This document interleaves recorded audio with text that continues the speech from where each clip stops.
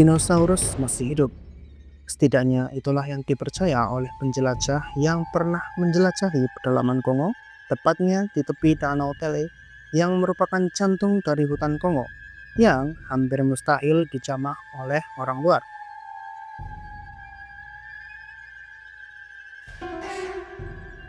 Suku Pangumbe yang merupakan warga lokal di sana membangun pagar berduri untuk mencegah makhluk ini memasuki perkampungan mereka.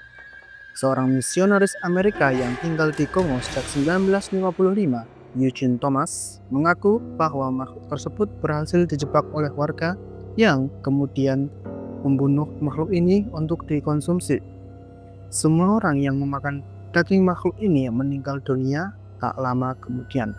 Ini bukan hantu, ini bukan makhluk supranatural, bukan juga celestial being.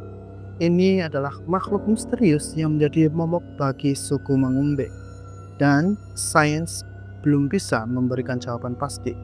Warga lokal menyebutnya Mokelembembe, yang bermakna dia yang menghentikan aliran sungai. Siapa itu Mokelembembe?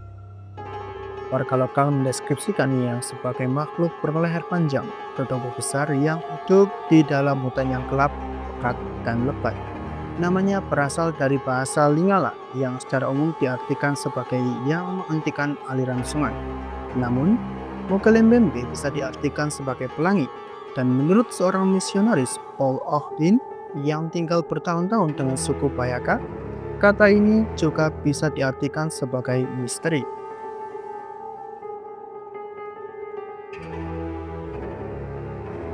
Gambaran fisik dari makhluk ini cenderung konsisten selama ratusan tahun. Makhluk apakah ini? Konsistensi ini tidak bisa kita katakan sebagai salah lihat atau halusinasi, karena kesalahan penafsiran cenderung menghasilkan gambaran yang berbeda. Namun, tidak dengan Mokelembembe ini. Ia terlalu konsisten untuk dideskripsikan sebagai salah lihat.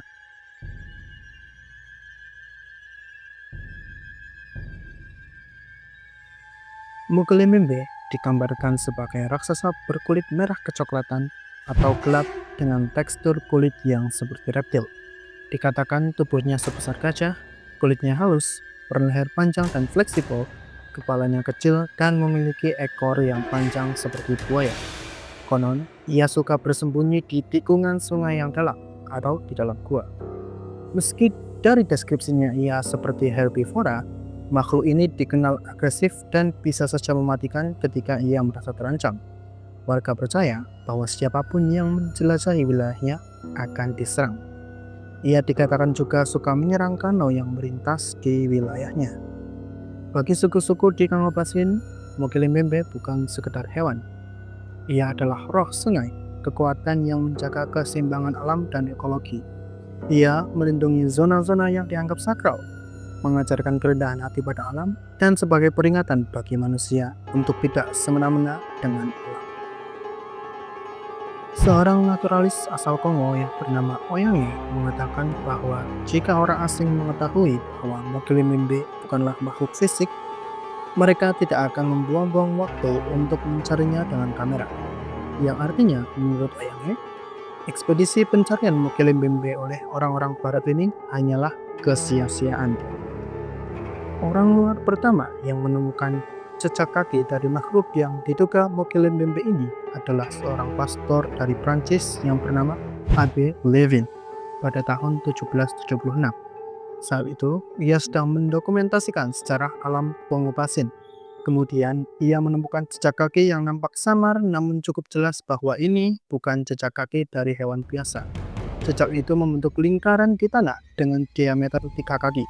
Masuk ke 1909, seorang penjelajah bernama Carl Heidenbeck menulis dalam autobiografinya bahwa beberapa sumber independen di Kongo menceritakan soal makhluk yang menyerupai dinosaurus sauropoda.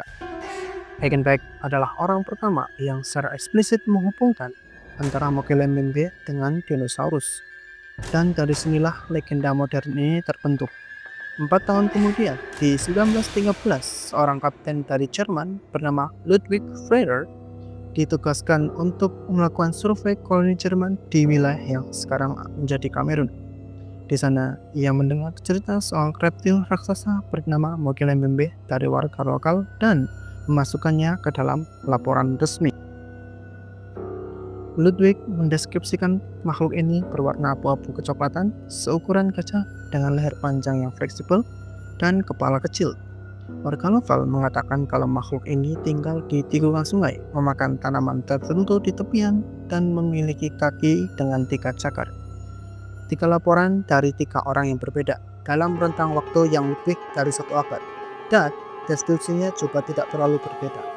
Apa ini? Kebetulan? Atau memang ada sesuatu di sana? Cerita tentang makhluk misterius di hutan Kongo ini semakin menyebar dan memancing rasa penasaran. Ekspedisi dilakukan untuk menguak misteri tentang makhluk apakah ini dan kebenaran apakah sauropod benar-benar masih hidup di kedalaman hutan. Salah satu ekspedisi yang populer adalah ekspedisi yang dilakukan oleh Roy Mackal, seorang biokimiawan dari University of Chicago yang rela meninggalkan karir akademisnya untuk menguak misteri ini.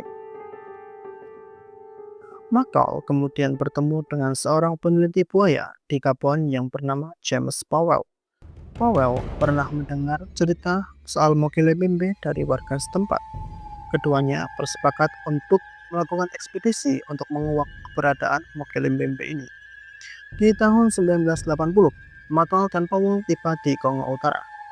Mereka mendapat bantuan dari Eugene Thomas, orang yang sama yang bercerita soal pembunuhan Mokele-mbembe oleh warga lokal. Kemudian Thomas memperkenalkan saksi pertama pada mereka berdua, seorang pria yang bernama Firman Mosomele. Firman bilang bahwa warga selalu menghindari tepian sungai ketika senja tiba, karena di waktu itulah makhluk ini biasa muncul untuk makan. Pada 1981, National Geographic Society memberi bantuan dana untuk ekspedisi ini. Mackal melaporkan bahwa komunitas piknik secara konsisten familiar dengan ilustrasi dinosaurus sauropoda sebagai hewan yang mirip dengan Mokele-mbembe ketika Mackal menunjukkan buku bergambar dinosaurus. Mackal sendiri mengakui bahwa investigasinya ini diwarnai oleh sedikit romantisme. Namun, ia menegaskan keseriusan dari niat ilmiahnya. Meski begitu, Mackal mendapat kritik dari para skeptis. Para skeptis berpendapat bahwa Mackal adalah ahli virologi, bukan zoologis maupun paleontolog.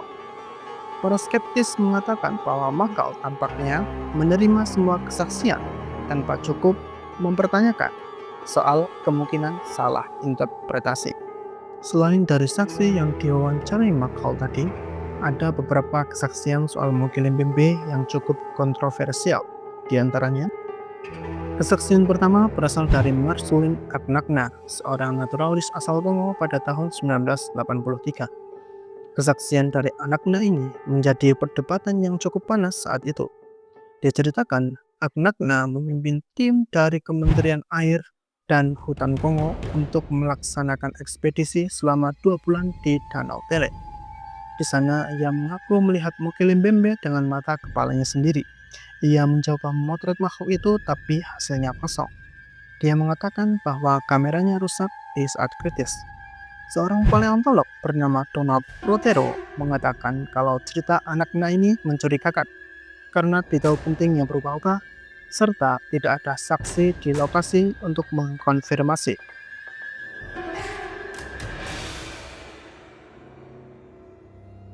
Meskipun mendapatkan kritik dari Donald Protero, cerita Aknakna ini memiliki hal lain yang menarik. Dikatakan, Aknakna pernah mewawancarai seorang pemburu kaca yang bernama Emmanuel Mongomela. Mongomela mengaku bahwa ia pernah 3 kali melihat Mokele-mbembe keluar dari air untuk memakan vegetasi di sekitarnya. Selanjutnya ada rekaman dari kru film Jepang pada tahun 1992. Ada sebuah video kuram yang nampak direkam dari udara menunjukkan ada hewan yang berenang di danau. Tapi lagi-lagi, karena videonya terlalu kurang, video tersebut tidak bisa dijadikan sebagai bukti konkret. Satu lagi kesaksian datang dari saksi anonim dari ekspedisi Monster Quest. Ia menggambarkan makhluk yang seperti gajah dengan leher panjang membuat keributan besar di air, kemudian membuat suara seperti suara lolongan, memakan dedaunan beberapa saat, kemudian makhluk itu kembali ke air dengan suara yang keras. Dari semua cerita dan ekspedisi tadi, tidak ada yang mampu memberikan bukti fisik tentang keberadaan Mokele Mbembe selain kesaksian dan footage kurang. Tidak ada tulang, kotoran, maupun DNA yang bisa dijadikan bukti. Beberapa penjelasan rasional pun muncul menawarkan alternatif penjelasan. Ada beberapa kemungkinan. Kemungkinan yang pertama adalah badak hitam.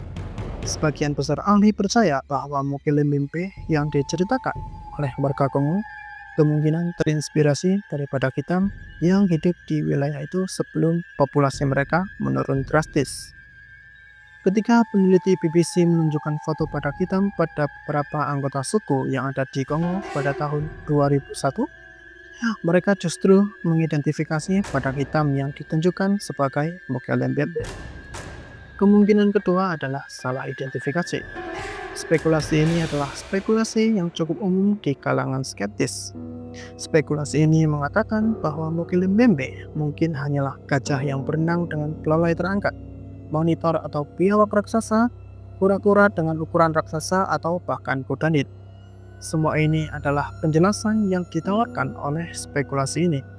Air yang keruh, suasana hutan yang gelap, dan ketakutan dari manusia bercampur menciptakan makhluk yang tidak biasa. Kemungkinan yang ketiga adalah campuran mitos dan memori kolektif. Dalam kepercayaan suku Bantu, sungai adalah jalur kehidupan yang menghubungkan dunia manusia dengan alam leluhur. Mokele Mbembe mungkin bukan hewan, tapi personifikasi dari kekuatan alam itu sendiri yang kemudian diberi fisik oleh interpretasi orang barat. Kemungkinan terakhir yang mungkin kontroversial adalah faktor kreasionis.